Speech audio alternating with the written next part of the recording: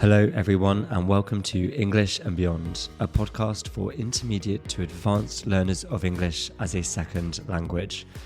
If you're here for the first time, welcome, and please know that you can find a transcript for all of our episodes online at www.morethanAlanguage.com in case you find anything hard to understand.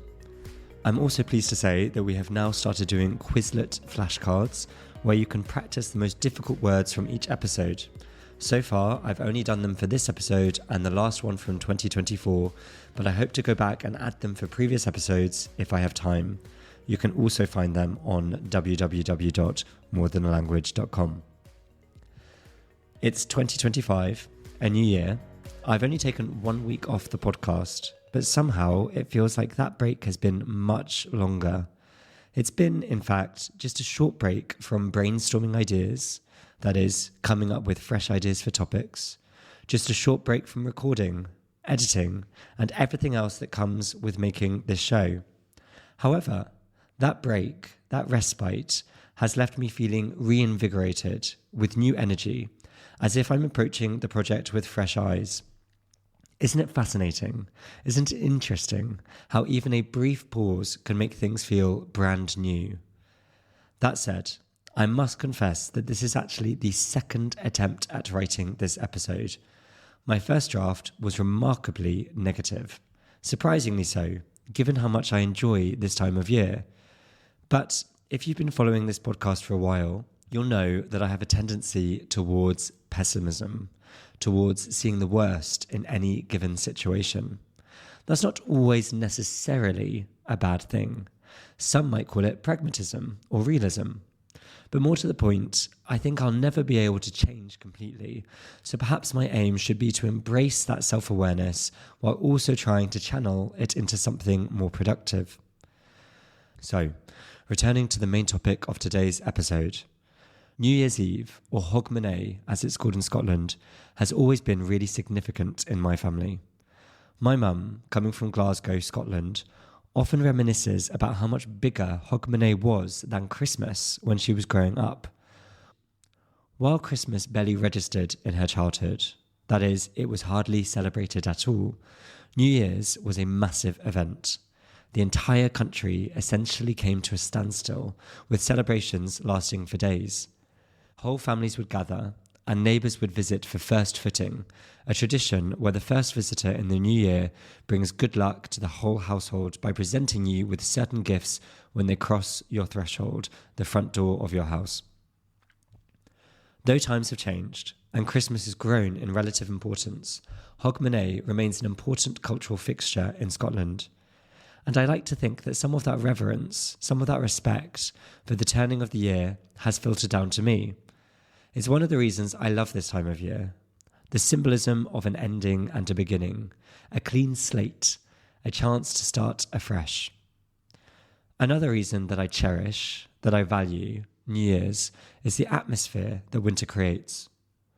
For those of us in the Northern Hemisphere, New Year falls right in the heart of winter, in the middle of the winter season. Even if you're the type to throw a huge party, to go clubbing or to dance until dawn, the cold, overcast skies, the cold, cloudy skies of January have a way of slowing things down.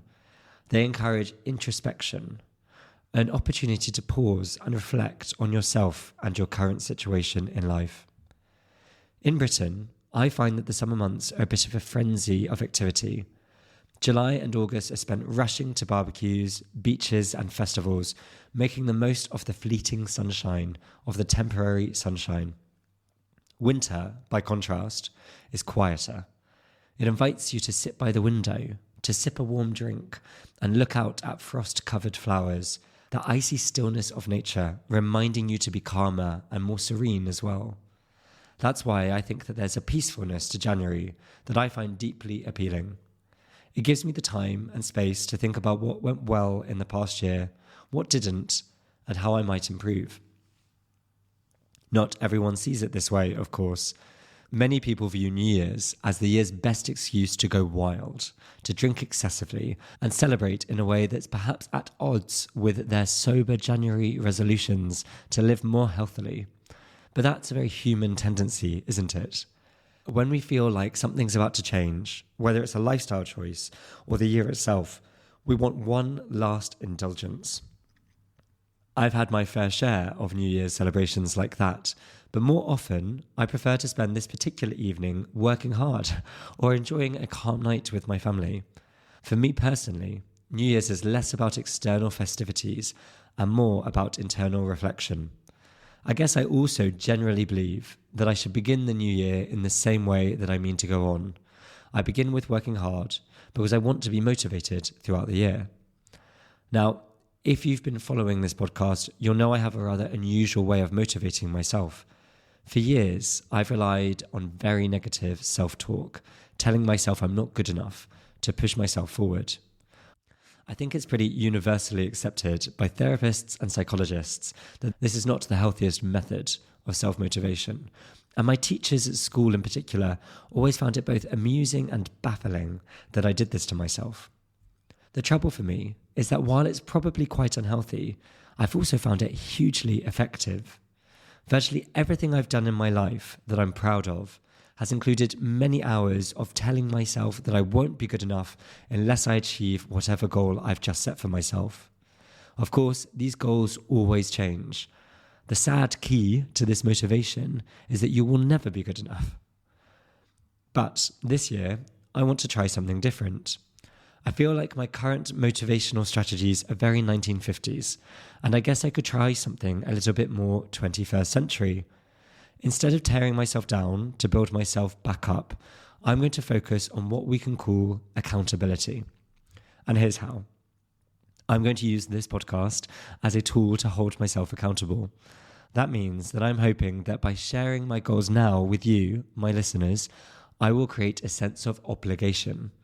After all, it's much harder to abandon a resolution when you've announced it to an audience, isn't it?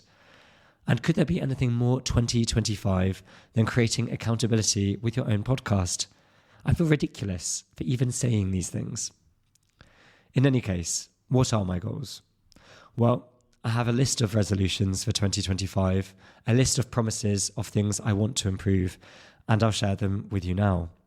Number 1 is to continue learning French. I've made really good progress with French this year, but I want to stay consistent. I've had periods where I've worked hard and periods where I've done comparatively little, so I'd like to get into more of a daily pattern. In addition, I'm also debating whether to return to German, a language I studied years ago while I was living in Germany, but I have totally neglected since then. My good sense, my common sense, is telling me not to be silly, not to start learning German again, but I suspect that my heart will win out over my brain. Number 2, finally, to get a tattoo. This has been on my mind for years, and I think it's time to take the plunge. I spent so much time overthinking it, what design to choose, where to place it, whether I'm going to regret it, that I've talked myself out of it countless times, but not this year. Number 3, start videoing the podcast. I want to begin recording video versions of these podcasts for YouTube, which is no small challenge given my desire to remain anonymous. Still, who doesn't love a good challenge? And César promises me that it will be worth the effort. Number 4, expand my teaching horizons. While I've taught and enjoyed teaching many students from Spain, I'd like to work with learners from even more countries. Teaching people from different backgrounds will not only enhance my teaching skills, but it will also give me a great insight into other cultures. Number 5, read more for pleasure. It's a bit of a cliche, this one, but I often read for work or study, and I want to make more time for books that I genuinely enjoy, whether they're novels or memoirs or something completely unexpected. If you have any book suggestions, let me know. Number 6, start journaling regularly. Writing down my thoughts, even if it's just a few lines each day, seems like a great way to reflect and decompress. It's a habit I've attempted before, but I've never fully committed to. I tend to vent, to complain a lot to a certain few very unlucky people in my life, and it would be good to be able to minimize that to times when I really need it, and to save their sanity in the process. Now, I also know that shared accountability works both ways, so here's where you come in as well, dear listener. I'd love to be able to hear about your New Year's resolutions. What are your goals for 2025? Email me at oliver@morethan.a language.com and share what you're hoping to achieve this year. You could also add them to a comment on Spotify or on our brand new Instagram account, British, English and Beyond, where I currently have, wait for it, I think 61 followers. Hopefully, this number won't have gone down by the time you check it out.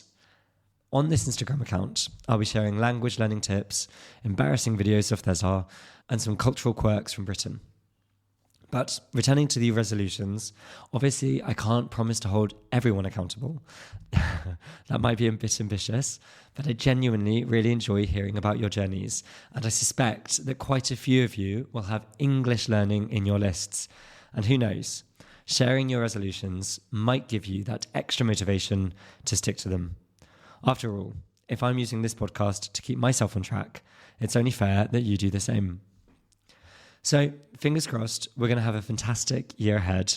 May 2025 be full of growth, learning, and new experiences. Thank you.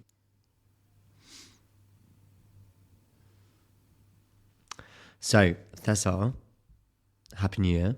Happy New Year. Happy 2025. Do you have any resolutions?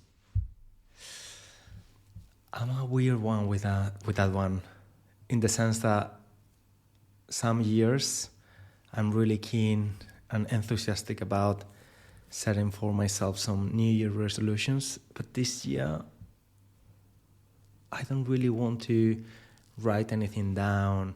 So I've got in my mind some stuff like be more confident. And it's probably one of the worst kind of resolution that you can set for yourself, because it's not specific, it's not measurable, it's not. So I'm just like, since yesterday, when I was, for example, overthinking about something, I was like, no, you have to stop doing that. But no, I don't have any specific one. I just want to be a human and do my best. And well, that sounds like it's going to be real tough to achieve. You want to be human. Well, I feel since we moved in October last year, we had to modify many habits and routines that we had already quite established in the UK.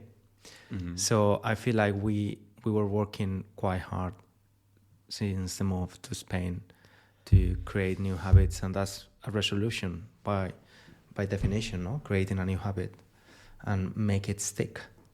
Well, I think that for most people, resolutions is something more aspirational than just getting a habit. I mean, if your habit that you're talking about are positive habits, that kind of thing, or you're looking to give up a bad habit, then I think that would count as a resolution. But what I think that you're saying is that you feel like you've got your hands full just adapting to Spanish life. The plate is already full. No, plus, not only moving to Spain, but also like reconnecting with sports. I've already done it. I did it when we moved here and changed the gym I was attending and be more careful with food, because of my little health condition. I need to be more careful with food. So I started the moment the doctor told me you should be more careful with your lifestyle, especially food, and become a Weight Watcher. I'd be more mindful about my weight, because I have something called it's not funny. It's not funny. I've got something called fatty liver. It's like a non-alcoholic fatty liver. So basically my liver has more, I mean, all the organs have some fat, some degree of fat, right? It's important, it's protective. But mine apparently has more than it should have. So I need to be careful with that. Yeah, okay, fine. Do you want to disclose any health condition of your own? Do you know, I actually, because I also have some health conditions. I think everyone has some health conditions by the mid-30s. I've got asthma as well. And that's quite limiting. Health Conditions Anonymous or something. That's all. You don't have to disclose everything that's wrong with you. I actually am going to talk about my one later on in an episode, because I think it's quite interesting. Yeah, and sometimes it's quite limiting as well. Yeah, exactly. So I will talk about that later. Sounds like we're building hype for what is not actually that exciting. It's vaguely interesting. So I will actually do that at some point because, as you say, as you get older, you get more and more of these health conditions. And they can actually, depending on the health condition, they can be quite limiting. Like I don't think your asthma, for example, actually impacts your life very much, provided that you have the inhaler. Yeah, exactly. That's what makes me anxious, actually, being dependent on the inhaler. Because I'm like, what if I get lost in a forest for a couple of days? I mean, do you regularly go trekking in forests? No, not When was the last time you saw a forest? in real life. Yeah. So, I mean, I don't think that the park in Valencia counts. It doesn't count. César lost for 3 days in one of Valencia's larger parks. Yeah. I think you'll be fine. But, fingers crossed. Yeah. So when you have had resolutions in the past, what drives you on to stick with them? Because, you're saying now that it sounds like you're setting a very low bar for yourself, we can say. I can't remember what you said, but you want to be a human and you want to, I can't remember the second part of it, to live. But so you want to be a human. So that's a low bar, we could say. You're going to always be human, at least in 2025. So when you've had resolutions in the past that are a little bit more challenging, because you have been very hard with yourself, very, very tough with yourself with resolutions in the past, do you notice a difference between the ones that have paid off, that you've had success with, and the ones that you have failed with? Mm-hmm. Can you pick out any resolutions from recent years which you failed to keep? The list is quite long. Is this question asked for, do you want me to say any specific resolution that I set in the past and I failed dramatically to you? Do I have anything in mind, do you mean? Yeah. Not especially. Okay. Well, probably things like meditating would be one of them. I think that's a really typical one, isn't it? And I actually, maybe for the first time ever, I have, because I said that I have start journaling, which I've never had anything like that in my resolutions. I'm not someone normally who'd be like, I want to be more mindful or something. Normally I'm much more concrete and harsh with myself. So journaling, a little bit like your meditation. I've done that in the past for over a year, actually. And then I stopped doing it. And it was really good. I did the morning pages. Yeah. First thing in the morning, write one page, write down anything that would come to mind. I think I would fail to do it if I had the delusion that I would do it in the morning. That would be a definite failure, because I'm not sure that I've ever met anyone who's less of a morning person than me.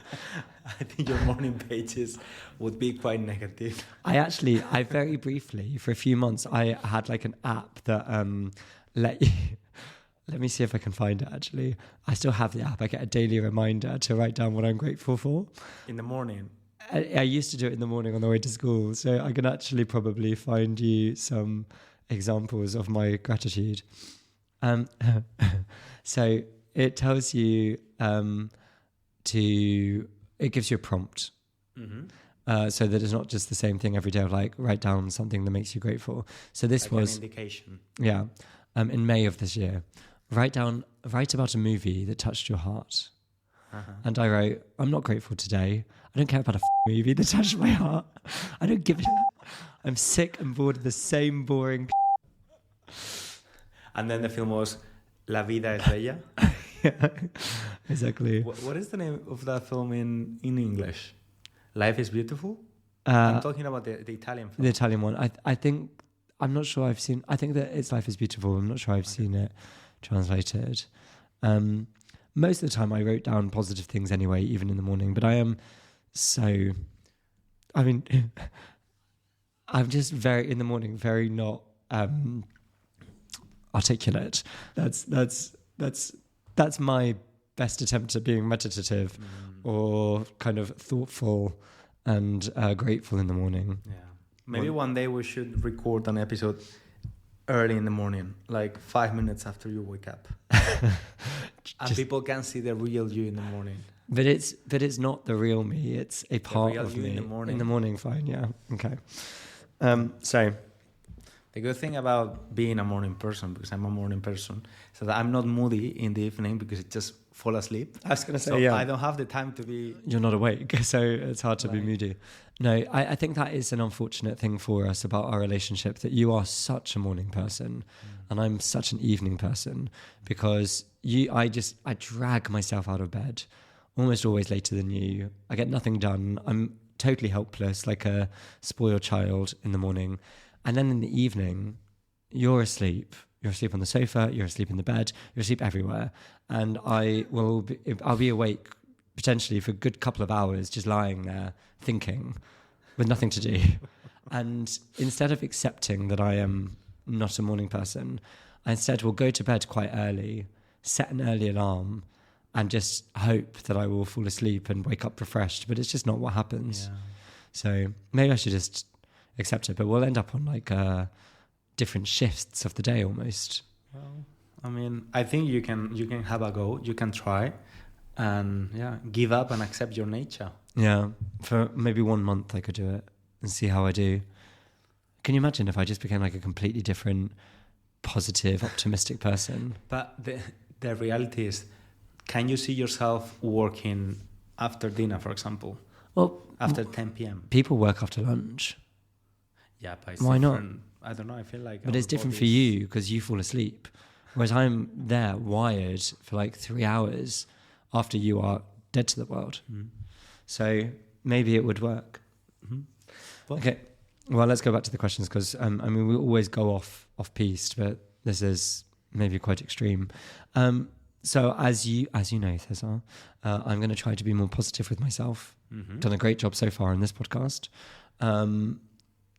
Are you positive with yourself, or are you more similar to me with the negativity? I don't know you. I'm asking you questions that I don't already know. I can remember how I was when I was little. I mean, I was very shy, very timid, but I don't really have an idea of the concept of myself. I didn't really think about myself that much, I think. Mm. During my adolescence, I was a very negative image of myself. You had a very negative image. Yeah. And then I shifted that, like I worked on that because I was like, okay, this is not a proper way of living if I want to continue like that. So now I would say that generally it's positive enough, but sometimes I go through crisis where I think I'm not very worthy or not, I'm not very happy with myself. But I think, can you say it falls down in the normality of being a human? Like, it sounds like you've moved to LA, Los Angeles, not to Valencia. I have no idea what you mean then, but it sounded very, very LA podcast. Okay.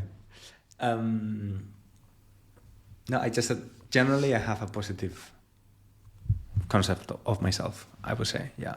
Yeah, that's good. That's nice. I'm happy for you. Always. I'm happy for you. And I mean, talking about resolutions, I do have resolutions. It's just that I started my resolutions when I needed to start them. And some of them, it was 2-3 months ago. Yeah. So I just continued because I'm like, am I going to put more things on top? Like start climbing mountains, for example? Well, I mean, I suppose a lot of the stuff that I've chosen, I actually have a longer list than what I put in this podcast. And I think yours made complete sense. Make complete sense at this point of your life. Yeah, some of them are ones career. That I've, for various reasons. I mean, things like getting a tattoo or starting to video the podcast, they're both things that I have doubts about or resistance to for various reasons. And so I think that the new year is a good arbitrary division of time to make you say, okay, I'm actually going to do that. And I think from that perspective, it's quite good. But one thing, I mean, I think it's getting a tattoo as a resolution. Yeah. it's cheating because it's like saying, I want to go to the theater in Valencia. It's like a one-off thing. You just need to decide which tattoo you're going to get. Well, resolutions don't have to be long-term, everyday decisions. It can be a one-off. Okay, Like, you know, you can resolve to go to Australia this year. Finally, you've been wanting to go for years, and for various different reasons, you haven't prioritized it. But this year is going to be the year.